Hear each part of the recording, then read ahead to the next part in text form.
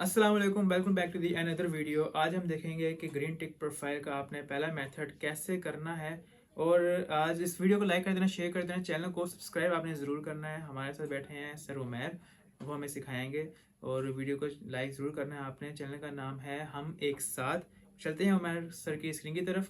अस्सलाम वालेकुम वरहमतुल्लाहि वबरकातुहू। जैसा कि मैंने पिछली वीडियो में वादा किया था कि आपको इंशाल्लाह बताएंगे, तो सबसे पहले आपने जीमेल को साइन इन करना है।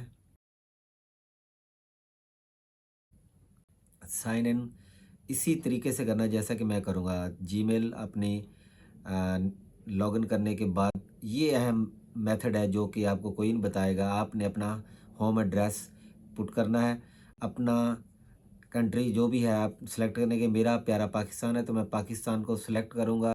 पाकिस्तान को सिलेक्ट करने के बाद इसको सेव करूँगा। तो next, sign up to get useful tips and update को क्लिक करते हुए इसको डन करूँगा।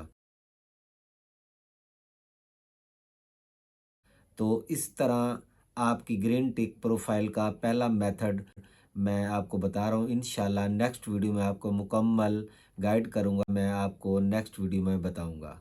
अल्लाह हाफिज़।